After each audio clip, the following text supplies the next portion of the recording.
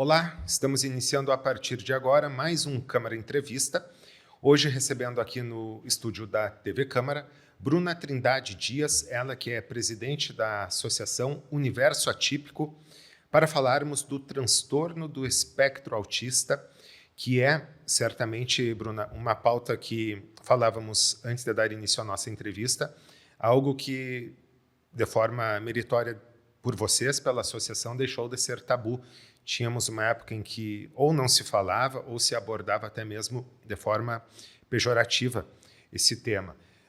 Peço de largada que tu fale sobre a associação, como ela surgiu, como ela se originou.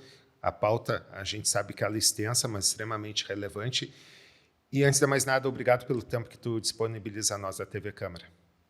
Nós que agradecemos, a oportunidade de estar aqui hoje trazendo esse tema tão importante para a nossa sociedade. O Universo Atípico ele iniciou no ano passado, em abril do ano passado, com um movimento chamado de Movimento de Mães Atípicas. E, a partir dali, começou a se organizar com uma intenção um pouco diferente do que já existia, no sentido de que os problemas hoje eles existem, e quando eu falo problemas é a falta de estrutura, de atendimentos, e todos que nos assistem sabem, porque é um tema hoje que está sendo bem abordado, mas com o intuito de ajudar a levar informação, a divulgar a informação, ajudar as famílias nesse suporte, mas também ajudar a achar os meios para esses problemas, né?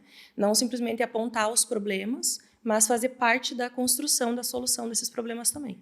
A partir dali, foi se tomando forma o grupo e a diretoria que nós temos atualmente. Toda a nossa diretoria ela é formada hoje por famílias atípicas e pessoas com autismo também, adultos com autismo. E em junho, a gente formou oficialmente a nossa diretoria. A partir dali, nós fizemos todo o encaminhamento da documentação e, em dezembro, oficialmente saiu o nosso CNPJ, né, da Associação Universo Atípico. Bruna, a questão que tu pontuou se iniciou ainda ano passado, na formatação como se tem hoje da associação. Mas antes mesmo disso, vocês já, obviamente, essas famílias já vivenciavam no dia a dia as dificuldades, daqui a pouco até mesmo a burocracia que a gente sabe junto ao Estado como um todo em buscar o atendimento à rede pública de saúde. Quais são os gargalos que vocês, o Universo Atípico, as famílias que integram a associação percebem no dia a dia e de que forma também, como tu bem pontuou, não só de apontar os problemas, mas de se buscar conjuntamente as soluções ou pelo menos o enfrentamento para minimizar essas questões? Eu acho que o principal ponto que a gente já pode começar abordando é que muitas famílias, muitas vezes, elas têm o poder público e os próprios vereadores em si como uma disputa, né? Como algo que é difícil de acessar. E, na verdade, não é. Tem um ditado que a gente costuma dizer, né, que quem não é visto não é lembrado. A partir daí, a gente se estruturou para buscar reunião com os vereadores. Sempre fomos muito bem acolhidos por todos, independente de partido, a gente fala que a inclusão ela não tem bandeira. E a gente trouxe para os vereadores a realidade, os números, o que estava acontecendo, porque muitos deles até não tinham conhecimento, por não ser, às vezes, sua pauta principal de trabalho também. E, a partir desses números, nós começamos, além das reuniões com os vereadores, com o prefeito, com os secretários, buscar também a parceria do Ministério Público, porque a gente via que tinha demandas que elas precisavam de soluções rápidas. E foi a partir dessas reuniões com o Ministério Público que nós conseguimos, né, avançar com duas pautas principais do nosso município, que logo, se Deus quiser, serão uma realidade para as famílias, que é o Centro de Referência em Autismo, que tinha alguns pontos que precisavam, né, ser agilizados, e também o futuro Te Acolhe, que a Colibri vai receber, que daí é uma parceria com o governo do Estado, né, que recebe esses incentivos do Estado também. A partir desse trabalho que a gente começou a fazer, também escutando as famílias, literalmente indo nas casas de muitas dessas pessoas, vendo a realidade, né, números absurdos que a gente tem hoje, e aquela deficiência assim, que tu vê, às vezes, uma família precisando pagar uma avaliação do neurodesenvolvimento, que hoje o SUS não oferece, diversas dessas avaliações, numa base de R$ 2.000, R$ 2.500, e uma família, como muitas das que a gente visitou, morando numa invasão, morando com uma casa mal, não tinha nem comida muitas vezes. E essas realidades, isso tudo descrito, com nome, com endereço, com datas, a questão da demora do diagnóstico, a questão da falta dos monitores na escola, da falta de suporte que as escolas hoje, né, precisam e não estão tendo, da inclusão bonita no papel, mas que na prática ela não acontece. Então, muitas vezes, o poder público ele tem boa intenção, se cria leis, até teve há 2 anos atrás uma das leis que eu encaminhei para a Câmara de Vereadores e quem protocolou e foi aprovado foi o vereador Maneco, que é a Semana da Inclusão, nas primeiras semanas de aula na rede municipal. Só que depois eu própria pude ter noção do que é tu fazer um projeto, ter uma ideia, mas na prática tu vê que ela é diferente. Hoje também, como uma pessoa que estudo e curso educação especial, e estou dentro de uma escola fazendo o estágio, eu percebo como que é na prática as dificuldades que os professores enfrentam e como que algumas coisas realmente no papel é de uma forma e na realidade é outra. E hoje a gente quer trazer isso não só para os vereadores, para os deputados também, que quando se pense em leis, né, que sejam dentro dessas proporções, que seja estudado realmente esses casos. Vai para as escolas, vai para o local que você quer fazer, se cumprir aquilo ali, e ver como que aquilo ali realmente pode ser praticado, né? Para que não sejam só leis bonitas, mas que não consigam ser realmente absorvidas e cumpridas. Bruna, a questão da rede de apoio que tu mencionou já na tua fala, tanto por parte do poder público, aí a senhora mencionou o envolvimento do Ministério Público para o acompanhamento, fiscalização dessas questões, e também o desenvolvimento infantil, que é uma pauta extremamente cara a vocês. Mas antes de a gente iniciar propriamente a nossa entrevista aqui, a senhora comentava que não é só o desenvolvimento infantil que acabou entrando, né, na alçada de trabalho e de serviços do universo atípico. Há também hoje adultos que buscam associação. A gente pensa assim, se uma demanda é tão grande hoje como a gente vê do diagnóstico, né, de crianças e adolescentes, e a gente já fala crianças acima de 7 anos, 8 anos já é tardio. Quando a gente fala em adultos que hoje estão vivendo uma vida muitas vezes com diagnósticos controversos, que às vezes o médico vê que não se enquadra totalmente dentro de determinados perfis diagnósticos, mas que a pessoa tem uma necessidade medicamentosa, de acompanhamento, terapêutico muitas vezes. Então, se muitas vezes para aqueles que hoje são o foco principal já não se tem isso pelas políticas públicas, o que dirá para os adultos, que não é foco. Até porque a própria lei hoje no Brasil, a prioridade é a criança e o adolescente, não é o adulto, mesmo o adulto com deficiência nessa faixa etária ali a partir dos 18 anos.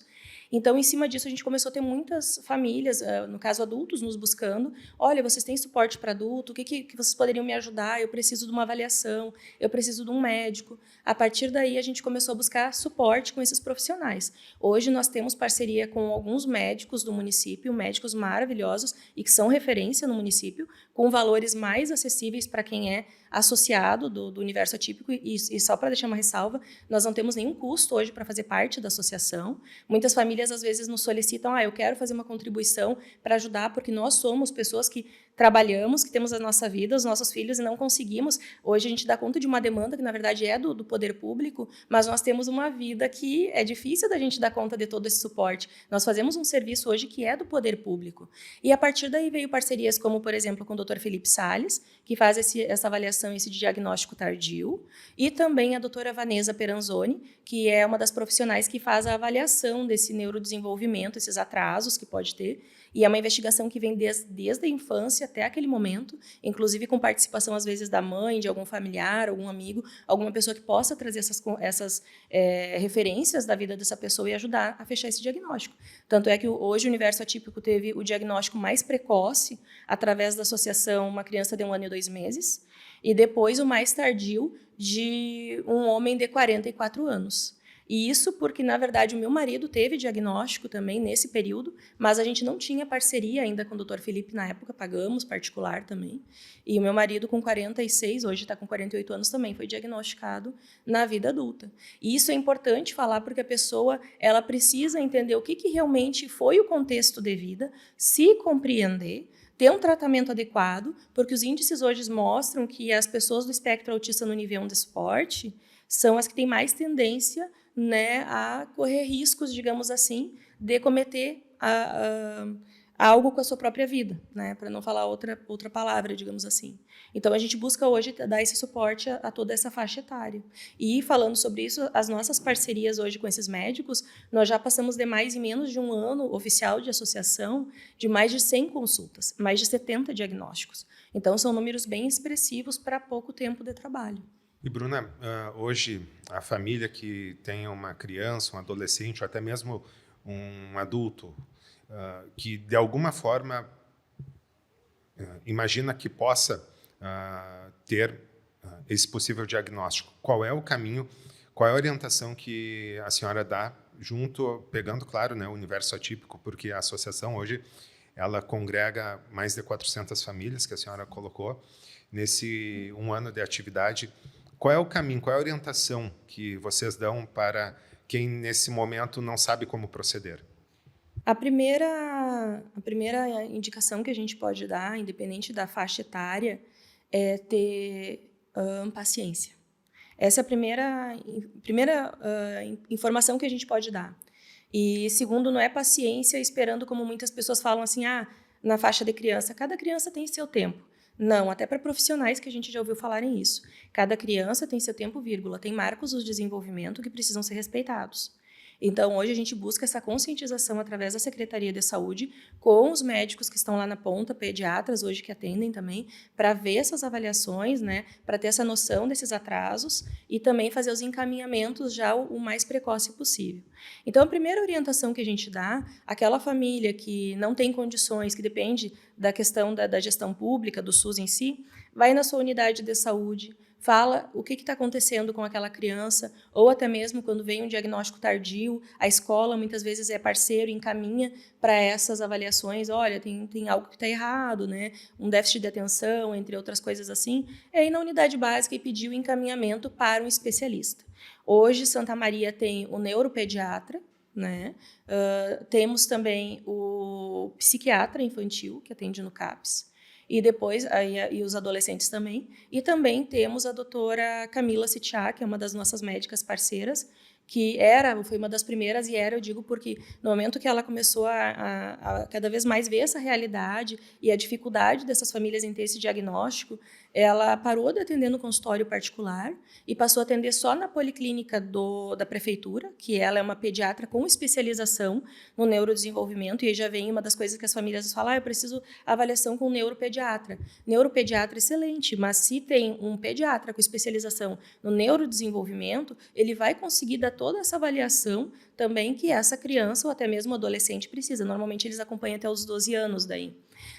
E a partir daí se fazer essa avaliação então com esses profissionais. E terminando, a doutora Camila então passou a atender só na policlínica, na PAI e também na Unimed. Parou de atender particular. Então, hoje ela é uma das médicas assim que eu vejo esse acolhimento com as famílias. Porque hoje uma das coisas que a gente fala, e muitas pessoas escutam, hoje tudo é autismo. A gente precisa deixar claro que o espectro autista ele tem várias características. E daí as pessoas falam assim, todo mundo tem um pouquinho de autista. Sim, eu até não discordo disso. Todas as pessoas, elas têm alguma coisa ali que se assemelha. E a gente precisa dizer que para um diagnóstico de autismo ser fechado, ele precisa ter prejuízos em 5 áreas, que vão desde a questão da comunicação, da questão do convívio social, das estereotipias, da dificuldade da troca visual, da questão sensorial, como eu falei também. Então, tem tantas coisas que precisam ter prejuízo em todas essas áreas. Tu não pode fechar um diagnóstico, seja de uma criança ou de um adulto, por 1, 2, características, não. Aí que se vem essas avaliações que muitas vezes é pedida e que hoje o SUS não oferta, e hoje é uma luta que nós estamos, junto com o Ministério Público, cobrando, do Poder Público, da Secretaria de Saúde, que seja ofertada para as famílias também. O Poder Público, o médico, que atende pelo SUS, ele pede e precisa daquelas avaliações para fechar um diagnóstico, mas, por outro lado, as famílias não têm como fazer sem ser pago, e muitas famílias não têm condições. Bruna, nessas questões que tu pontuou, várias situações que precisam ser observadas antes de fato fechar o diagnóstico. Aí, como tu pontuou, o profissional da saúde lá à frente conseguir mensurar isso e também dar a largada para o tratamento. O que vocês percebem, eu não sei se seria possível, mas para quem também está nos assistindo, para saber, há algum traço inicial que seja característico para que a família atente? A gente precisa, como tu disse, além da paciência, mas buscar o tratamento inicial, buscar esse primeiro acompanhamento para, de fato, ter, que é uma caminhada longa, mas que também acho que avalio que seja extremamente importante tu dizer que, uma vez diagnosticado, não se trata de nenhuma sentença de fim de vida ou que a pessoa está fadada a ter uma vida prejudicada, né? Tudo é remediável, né? Tudo tem tratamento, e aí eu quero que tu pontue essas questões. Bom, recapitulando, há um traço inicial que o pai responsável, o adulto precisa observar para que veja, precisamos observar e buscar ajuda para isso. Sim, é muito importante essa parte, até porque muitas vezes as famílias são desvalidadas. E dentro dos parâmetros que a gente estava acompanhando agora recentemente, pesquisas apontaram que o menor índice hoje de avaliação, digamos assim, de primeiras características, ela está entre os profissionais da área da saúde e entre a escola. Normalmente, quem percebe realmente é a família. Então, por isso que quando a família chega a um local, seja na escola, ou seja lá, né, num médico, num profissional, ela precisa ser validada aquelas informações que está levando, né? E como que começa, por exemplo? Uma criança com autismo, ela pode variar dentro dos níveis de suporte, que vai desde o 1, o 2, 3. Leve, moderado e também, né, a forma mais grave, como a gente fala, né? Severo, o que a família pode observar? Numa questão de um bebê nível severo de autismo, tu vai ver uma criança que quando a mãe vai amamentar, e seja desde o peito, a própria mamadeira, é normal de uma criança olhar, ter troca com a mãe. E mesmo que às vezes tenha a visão turva, como se fala, a criança sempre vai ter essa troca. Uma criança autista que tenha um nível severo de suporte, ela não vai ter essa troca visual com a mãe. Normalmente ela procura outros estímulos, mas ela não consegue ter essa troca. É uma criança que ou ela tem dois padrões, ou ela é uma criança extremamente calma, que a família, nossa, parece que não tem criança em casa, ou é uma criança extremamente irritada, aquela criança que parece que nada consegue fazer ela se acalmar. E isso daí vai, essas características desde o bebê até aquele primeiro 1 ano de vida, e daí a gente já começa a falar dos atrasos também da fala, né? A criança, ela pode simplesmente não falar, como também ela começar a falar, ter os balbucios, como se chama, e ela parar. Apontar as coisas com a mão, ela pega o familiar pela mão, ela aponta o que ela quer, mas ela não fala, mesmo com estímulo, ela não consegue falar. Ela tem questões sensoriais. A roupa, parece que essa criança sempre quer tirar a roupa, crianças que muitas vezes querem ficar sem roupa. Tá frio, a gente vê que tá frio, a criança não consegue ficar com roupa. Roupas específicas que incomodam muito, texturas que incomodam muito.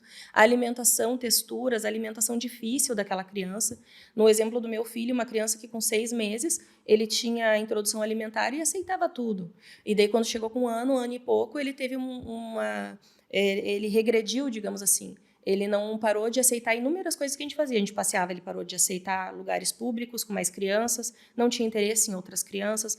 Isso são características já de outras crianças também, né? A questão da fala, inicia o balbucio, para. A questão da alimentação, que começa a ser uma alimentação mais restrita, muda o padrão de alimentação. Crianças que não... Outro traço muito característico, normalmente uma criança estranha pessoas que não são do círculo dela, de familiar, né? Então, normalmente uma criança autista, ela não tem isso. Se tu chegar agora nesta sala e deixar essa criança autista aqui e sair, deixar com uma pessoa que ela nunca viu, ela não vai ter essa crise de choro, essa procura, né? Onde que está a minha mãe, onde que está meu pai? Ela não tem, são testes que os médicos fazem quando se vai fazer essas avaliações lá no consultório também, né? Quais são os interesses quando tu vai ver uma criança na vida um pouco maior, ali acima de 6, 7 anos? A criança, ela tem um padrão de raciocínio. Porém, quando tu vai conversar com essas crianças, vou dar um exemplo. O meu filho chegou no acompanhamento 7, 8 anos com o neuro, e o neuro, né, falou para ele: "Oi, Arthur, como você está?"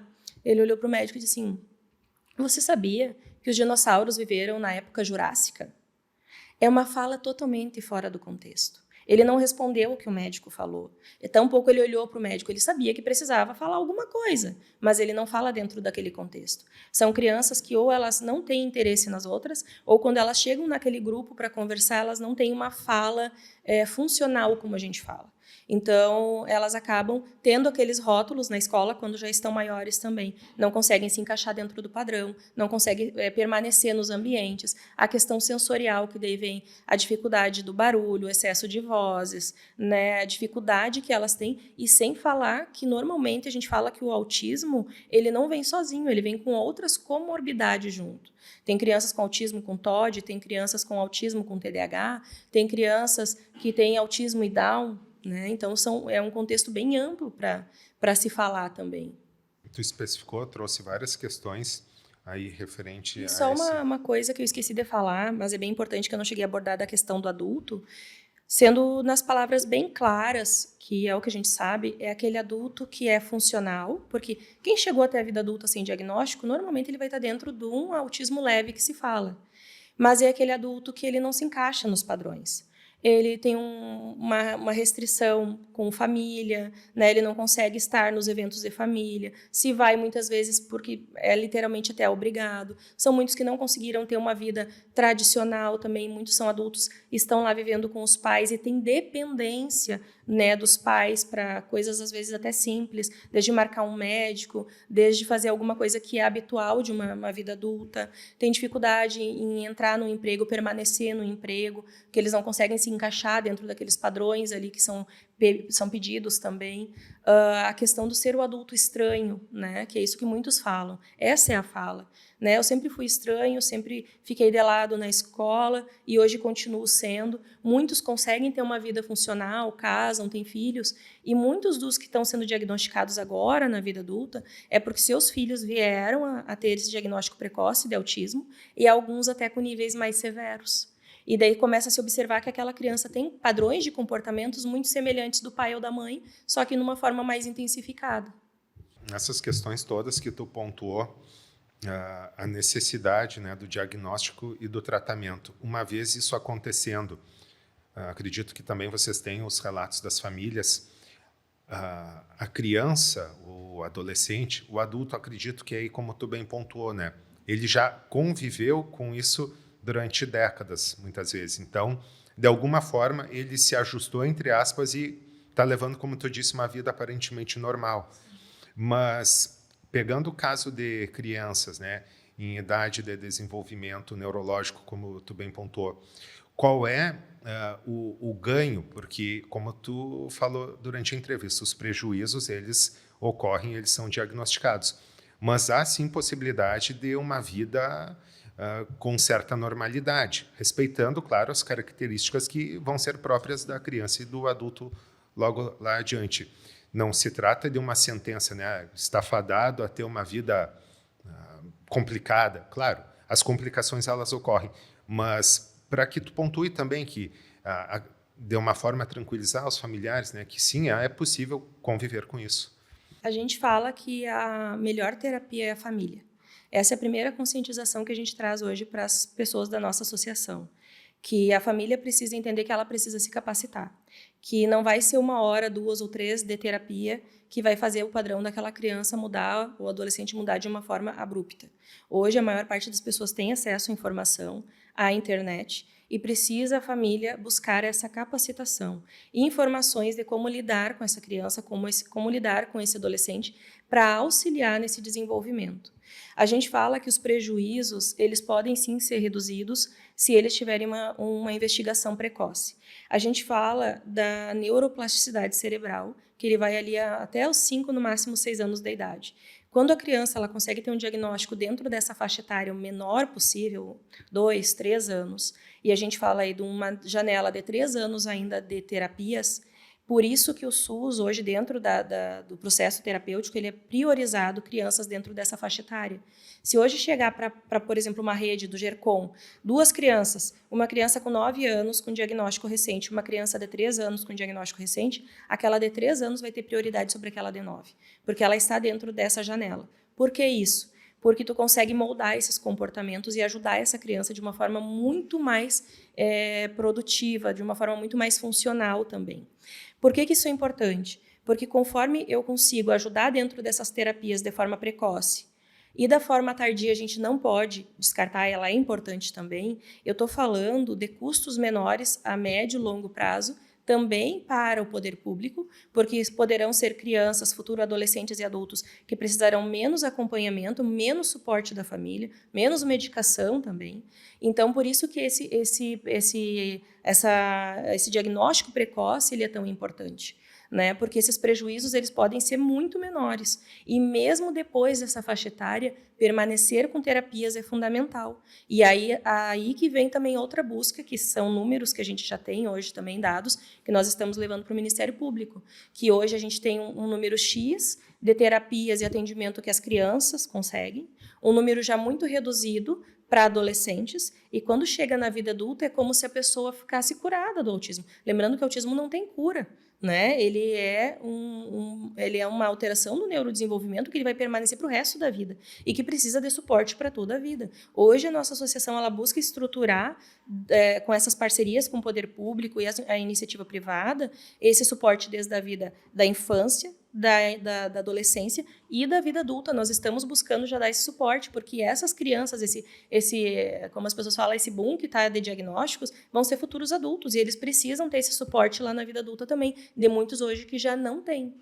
Bruna, a gente está encaminhando para o fim da nossa entrevista, mas peço também que tu faça o chamamento para a Feira da Inclusão e também tu diga, né, essa é a primeira edição e o que será essa feira.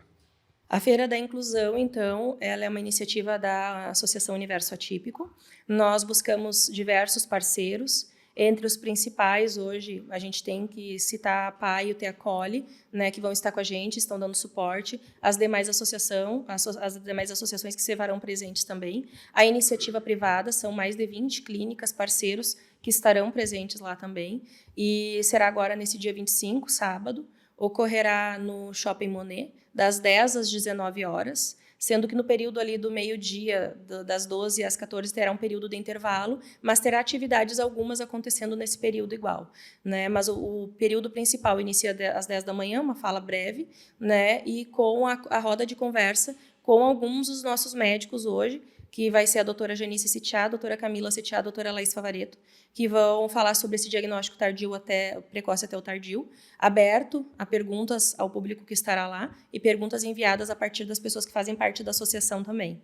Depois disso, no período da tarde, vai ser uma feira multifuncional. Vai ter várias oficinas ocorrendo em todas as salas que o Monet disponibilizou para nós, com essas clínicas. Então, as famílias vão ir lá e vai poder ter uma troca com o fono, vai poder ter uma troca com o TO, vai ter, por exemplo, o chá da tarde das princesas e dos super-heróis. Inclusive, já esgotamos as inscrições para essa atividade, para essa oficina, onde eles vão aprender com o TO e com o fono a questão da autonomia, como manusear a questão dos alimentos, como se alimentar também, entre outras atividades que nós vamos ter.